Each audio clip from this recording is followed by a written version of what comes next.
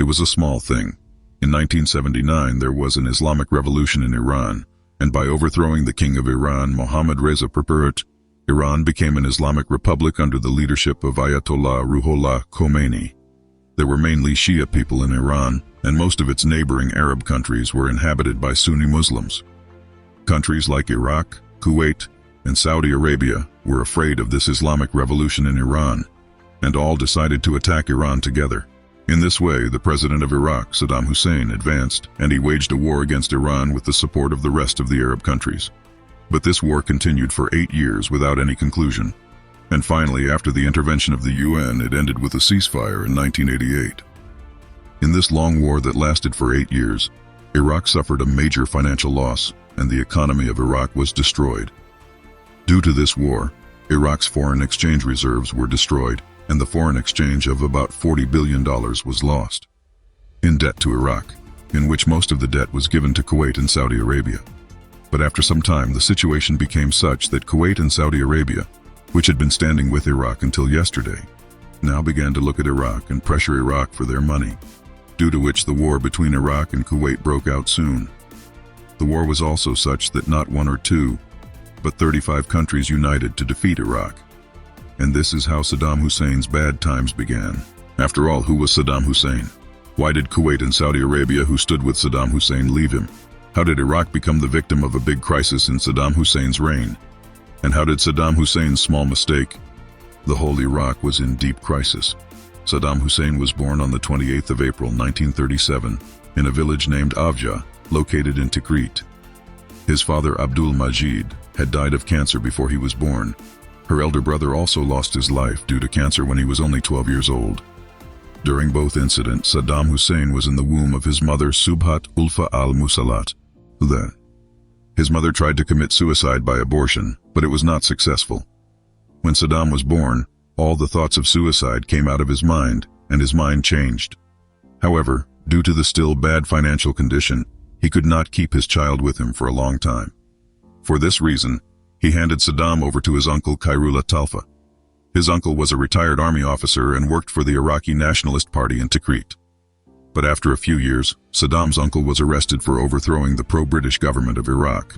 For this reason, Saddam had to go back to his mother. In the midst of all these incidents, Saddam's mother got married to Ibrahim al-Hassan, and they had 3 children. While staying with his mother, Saddam's stepfather also tortured Saddam a lot, because of which Saddam had become a person of unruly and angry behavior since childhood. At the age of 10, Saddam found out that his uncle Khairullah Talfa had been released from jail. After which, Saddam was upset with his stepfather and went back to Tikrit, where he studied at the nationalistic high school. Along with his age, Saddam's aggression and his revolutionary thoughts continued to grow. With his growth, Saddam started supporting the Arab Socialist Ba'ath Party, due to which in 1957, Saddam was expelled from an Iraqi law school at the age of only 20. The Ba'ath Party was the most radical nationalist party in Iraq at the time, whose goal was to unify the entire Arab world and create a single Arab state. Even after being expelled from the school, Saddam's uncle supported him and gave a blow to Saddam's political interests. If you look at it, Saddam's coming into politics and ruling over the whole of Iraq were all because of Saddam's uncle. However, the relationship between the uncle and nephew got very bad, and after coming to power, Saddam Hussein sent his uncle Khairullah Talfa to jail for plotting against him. After which, in 1958, Saddam married his uncle's daughter, Sajida Khairullah Talfa. This marriage gave birth to 5 children of Saddam. Until 1950, a wave of revolution had spread throughout the Middle East. Iraq was also a part of this revolution. At this time, the socialists of Iraq had begun to raise people against high-ranked political personalities and the elite class. Meanwhile, Gamal Abdel Nasser had become an inspiration for the revolutionaries of the Middle East due to the Egyptian Revolution and the Swiss crisis, including Saddam Hussein. Now a new turn was about to come in Saddam Hussein's life. The Arab Socialist Ba'ath Party decided to join the United Arab Republic of Nasser. In those days, Prime Minister Abdul Karim Qasim ruled Iraq. On the 14th of July 1958, he co-opted with Abdul Salam Arif and overthrew the power of Iraq's King Faisal II and became Prime Minister himself. And Arif was made Commander-in-Chief and Deputy Prime Minister. This military coup was known as the 14th of July Revolution. But Prime Minister Qasim rejected this decision of the Ba'ath Party. The Ba'ath Party started to disagree on this matter, after which Qasim met the Iraqi Communist Party, due to which the people of the party opposed Qasim and began to plan their murder. But most of the people in this party were either educated professionals or students, due to which it was difficult to decide who to choose for the assassination of Qasim. Then Saddam took this work in his hands and started training the group for the assassination. After a few days, a plan was made for Qasim's murder. According to him, on the 7th of October 1959, when Qasim al-Rashid passed through the street, they fired at him and attacked him. Saddam had made complete preparations to execute the plan. But when Qasim passed through al-Rashid Street, he was hit by a bullet and Qasim escaped. The bullet that Saddam fired to kill Qasim hit Qasim's driver, due to which the driver died and Qasim was saved. However, in the midst of the firing, Qasim was shot on his shoulder and arm, but he remained unharmed. At the time of the second attack, Saddam was also shot in his leg, due to which Saddam was also injured. However, Saddam's associates reached the spot and immediately took Saddam away. After this attack, on one hand, Saddam was a great revolutionary for the people. On the other hand, he was a culprit for Qasim. Then the search for Saddam and his associates started. In the assassination plan, all of Saddam's companions were caught and executed. But Saddam succeeded in running away from the country. He first started living in Syria and then in Egypt. In Egypt, Saddam completed his studies in Cairo Law School from 1962 to 1963. After which, on the 8th of February 1963, another military coup took place in Iraq, and by overthrowing Abdul Karim Qasim from power, Abdul Salam Arif was made prime minister over President and Ahmed Hassan al-Bakr. This coup is known as the Ramadan Revolution. As soon as Abdul Salam Arif became president, Saddam Hussein returned to Iraq and continued his studies by taking admission in the Baghdad Law College. However, after returning to Iraq, Saddam took part in another assassination, after which Saddam was again declared wanted. But this time Saddam was unsuccessful in running and was finally put behind bars in 1964. Even after going to jail, Saddam did not sit quietly. He was also active in party politics in jail. Not only this, Saddam spent most of his time in jail, teaching his favorite leaders, including traitors like Hitler and Stalin. After spending about 2 years in jail, Saddam was successful in running away from jail and joined the party again. Looking at Saddam's continuous efforts, this time the Ba'ath Party made Saddam the deputy secretary of the regional command in 1966. As soon as he became deputy secretary on September 1966, Saddam started the Ba'athist Security Service, whose main objective was to punish only his opponents and the opposition. At this time, in the name of party security, Saddam adopted many torture techniques on the opponents, like picking up nails, smoking cigarettes in the eyes, and hanging upside down to kill. This torture was done to the extent that the opponents would die in a hurry. In July 1968, Saddam took part in a bloodless coup, due to which Abdul Salam Arif was removed from power, and Ahmed Hassan al-Bakr was put in power, who used to be Saddam's cousin in the relationship. Ahmed Hassan al-Bakr becomes the president of Iraq, and Saddam is declared the deputy chairman and vice president of the party. From the 1960s to the 1970s, Saddam was known as a successful leader throughout Iraq. At the same time, Saddam was also trying to solve many internal problems of the country. He also worked hard to increase the party's reputation. On the other hand, there was a lot of tension among the people about many issues in the country. On the one hand, there was a fight between the Sunnis of the Shia, the Kurds of the Arabs, the peasants of the nomads, and the urban merchants of the tribal chiefs, which Saddam Hussein took a very tough step to stop and improve the situation. Along with this, Saddam also tried to strengthen his country continuously.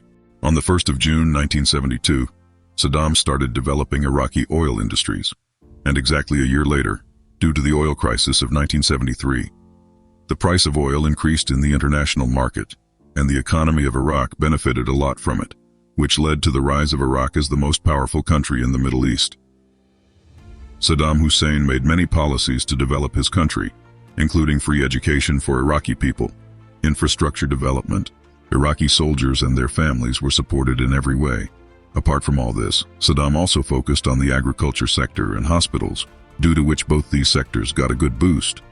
Due to continuous development in Iraq, at that time UNESCO also honored Saddam Hussein with an award. From 1970 to 1980, Iraq was benefiting a lot due to the revenue and development of the existing oil industries in Iraq. Looking at the development, the people of Iraq also began to trust their government. People were appreciating the work done by Saddam, but they did not know about it. That the revenue generated from this oil industry was being spent on Saddam's weapons and army. On the one hand, Saddam was developing Iraq. On the other hand, he was killing millions of people. If you look at it, he has not only attempted many genocides, but people still compare him to Hitler. You will be surprised to know that Saddam not only killed criminals, but also started killing every person who stood against him. On January 27, 1969, Iraq authorities hanged 14 Iraqis as Iran's spies.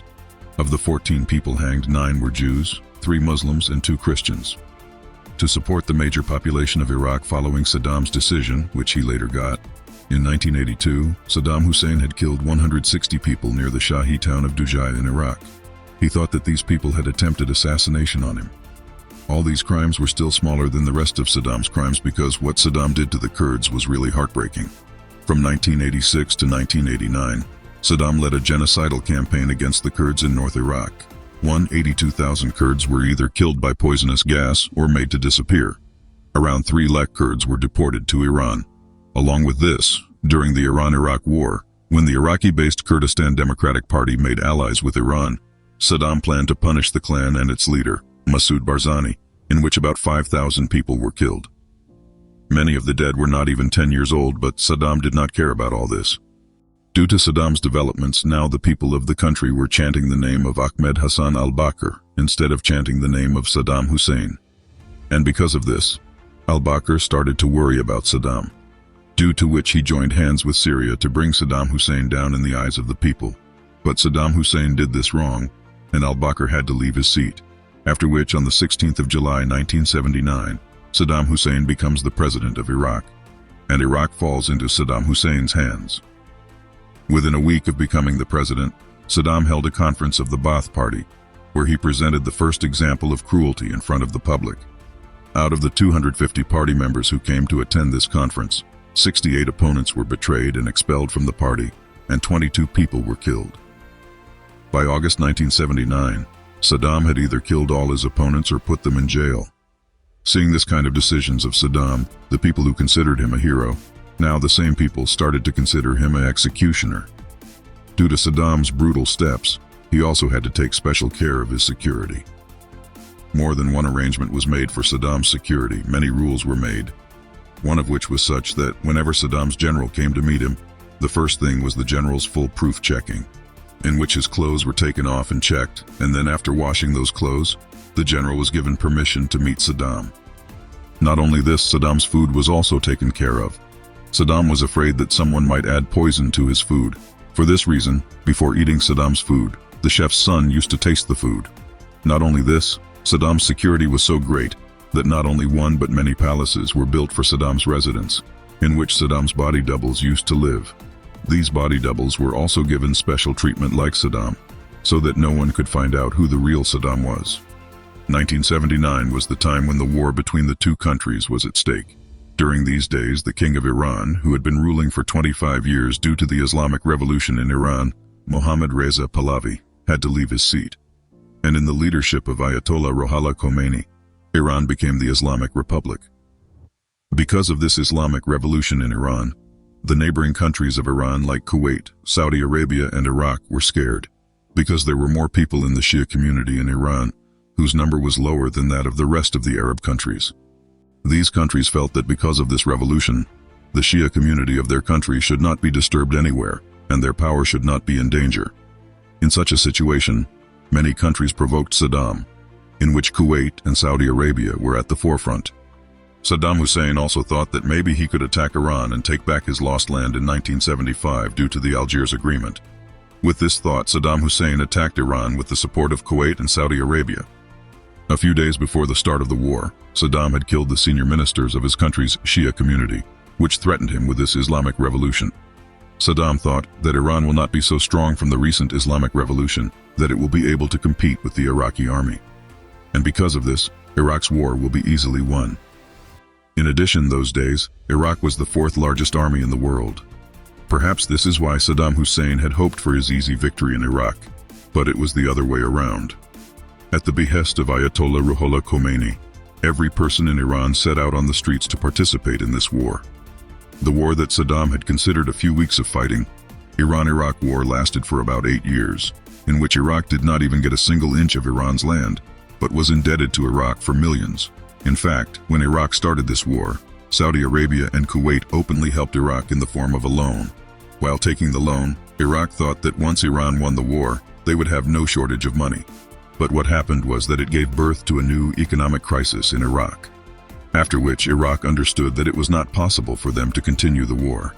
After which Iraq took a step back from the war, and the war that Iraq fought on September 1980, it finally ended with a ceasefire after 7 years and 11 months on August 20th, 1988. Saddam Hussein could not win this war because Iran had forces and his people who were not giving up Iraq at any cost.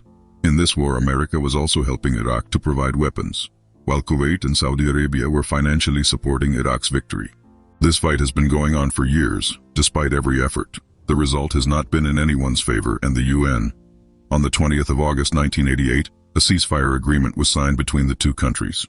This 8-year war caused a lot of damage to Iraq and resulted in the loss of millions of innocent. Here, on the 16th of March 1988, Saddam used poison gas on the Kurdish Muslims of his own country. The result was that around 10,000 people were killed because of the gas, and the rest were killed for the rest of their lives. Due to Saddam's behavior, when the UN questioned Saddam, Saddam clarified in his statement that all the people killed were spying on Iran against Iraq, which is why he had to take such a step. With Saddam's statement, things got worse between Iran and Iraq. After the war ended with Iran, there was a heavy debt on Iraq. In Iraq, people had no food, no medical facilities, and they had no home to stay. By the end of the war, the economic crisis in Iraq had reached its peak. During the 8-year war, Iraq's economic situation had deteriorated, and it had to bring its country back on track. For this, Iraq had to pay off its debt to its neighboring countries. At the same time, Saddam Hussein appealed to countries like Kuwait and Saudi Arabia that they should produce a certain amount of raw oil so that the price of crude oil increases in the international market and Iraq can bring its economy back on track. At the same time, Iraq specifically told Kuwait to stop producing oil from wells in its border areas of Kuwait. But when Kuwait did not listen to Iraq, Saddam Hussein became very upset, and he said on Iraqi national TV that if Kuwaiti people do not listen to him, then Iraq will have to take an important step to improve its status. The same Iraq's changing attitude towards Kuwait did not come to Kuwait, due to which Kuwait began to pressure Iraq to repay all its loans. The condition of Iraq was not good due to the war, due to which it was not able to repay the debt of Kuwait. However, to bring the matter to a conclusion, when Saddam asked for some time to return the loan from Kuwait, so Kuwait clearly refused to give time. Not only that, Kuwait began to seize some of Iraq's borderline oil reserves to create more pressure on Iraq. Kuwait clearly said that either return the money or wash your hands of your oil reserves. Due to the constant occupation of Kuwait's oil reserves, Saddam tried to fix everything, but this also did not help, after which finally Saddam took a strict step and attacked Kuwait on the 2nd of August 1990. Apart from all these reasons, there were many other reasons for Saddam Hussein's attack on Kuwait, such as Iraq constantly claimed that Kuwait was his territory. Since both countries had been in the Basra provinces since the time of the Ottoman Empire, but Kuwait did not agree with this. Kuwait's ruling dynasty Al-Sabah family finalized a suzerainty agreement in 1899, according to which the responsibility of Kuwait's foreign affairs was given to the United Kingdom. After which the UK made a boundary between Kuwait and Iraq in 1922, which completely landlocked Iraq. Even after this boundary, Iraq always claimed to be on Kuwait. Apart from this, Kuwait had a huge amount of oil reserves that Saddam had already seen. He thought that if he won Kuwait, he would have all the oil reserves, and then he would easily generate more revenue with the help of those reserves, and pay off all his debts. After this, the Iraqi army moved towards Kuwait. Soon after, Iraqi soldiers began to lay dead bodies in Kuwait with their 300 tanks and 100,000 soldiers.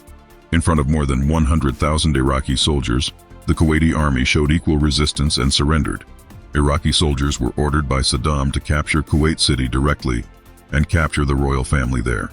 But before the Iraqi soldiers reached there, the royal family of Kuwait and their ministers had fled to Saudi Arabia. The Iraqi army did not get the royal family, but the rich king of Kuwait, Jabbar al-Ahmad al-Jabbar al-Sabha's younger brother, Fahd al-Ahmad al-Jabbar al-Sabha, was killed in this invasion along with a few of his army men. As soon as he saw this, the army took all of Kuwait under its control, and Saddam Hussein made his cousin brother Ali Hassan al-Majid the governor of Kuwait. American President George H.W. Bush, UK Prime Minister Margaret Thatcher, and many Gulf countries including Saudi Arabia did not like the forced occupation of Kuwait. Because of this, they together formed a coalition force of 35 countries and declared war against Iraq. This coalition force was led by America. On August 6, 1990, the United Nations Security Council passed Resolution 661 and banned all trade with Iraq. With this, the UN appealed to all its member countries to protect Kuwait's assets and legitimate government. However, this does not make much difference to Iraq. In response, America launched Operation Desert Shield on August 7, 1990, and thousands of soldiers of the American Army, NATO and Arab countries reached Saudi Arabia and began military buildup. Suddenly, 100,000 soldiers reached Saudi Arabia. During this time, nothing much changes and Iraq does not withdraw from Kuwait. On January 17, 1991, Operation Desert Storm is launched by the coalition forces, and by air bombing, it destroys all the big cities, business centers, roads, bridges of Iraq. During this attack, thousands of innocent people of Iraq lost their lives, and the remaining economy of Iraq is completely destroyed. From the 17th of January 1991 to the 28th of February 1991, Iraq was completely destroyed in this operation, and it agreed to withdraw from Kuwait. Although this withdrawal was going to bring a lot of difficulties for Iraq. The Iraqi soldiers leaving Kuwait set fire to more than 950 oil wells in Kuwait, and also destroyed hundreds of oil storage units. After this war, many countries ended all their relations with Iraq, and Iraq fell to its knees. Attacking Kuwait was very heavy for Iraq.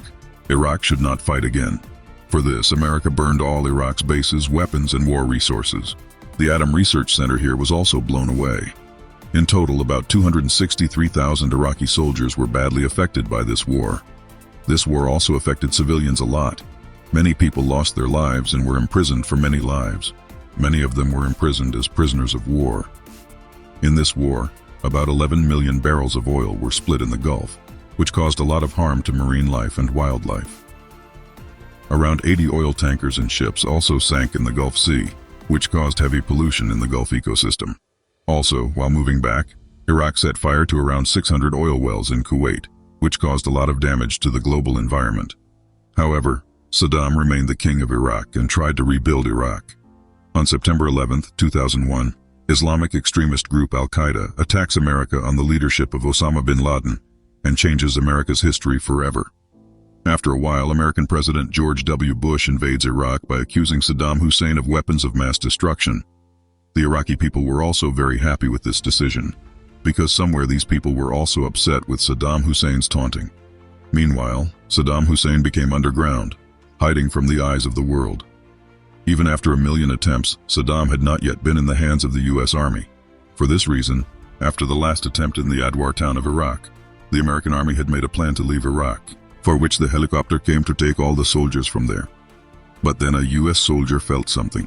He felt that the floor on which he and the other soldiers were standing had become hollow due to walking. And his doubt changed into confidence when he kicked pieces of woods on the ground and saw a small hole in the ground. Then we found that he was on top of a bunker, in which a man of Saddam-like age is holding a gun, and his aim is towards outside. Seeing this, the soldier immediately informed his remaining soldiers. After which, all the soldiers gathered and opened the bunker. When everyone saw Saddam Hussein standing in a very bad condition, the American soldiers took Saddam out. At one time, Saddam, who was very well dressed and royal, looked like an orphan. He had not shaved for months and was very weak and tired. Saddam was arrested and transferred directly to the U.S. base, where he stayed until June 30, 2004. After this, Saddam was officially handed over to the interim Iraqi government for trials. After this, there were continuous hearings on Saddam, and finally Saddam was sentenced. Keeping many allegations in mind, Saddam was sentenced to death by the court, and on the 30th of December 2006, Saddam Hussein was hanged. In this way, Tana Shah, who ruled Iraq for 25 years, ended. Although the people of the world had different opinions about the death. Some saw Saddam as a hero, and some as a villain. For some, it was a good news for Saddam to leave the world, while some were mourning for Saddam's absence. By the way, if we take the opinion of the people of Iraq, according to them, Saddam Hussein did whatever he did for Iraq and its people in the 1970s. Saddam worked hard for the development of Iraq at this time, which is why the 1970s was a golden period for Iraq. But after this, Saddam's appearance was dangerous. In short, Saddam Hussein was made wrong by the hunger for power. Otherwise, according to the people of Iraq, Saddam Hussein was better than all the other presidents in many matters.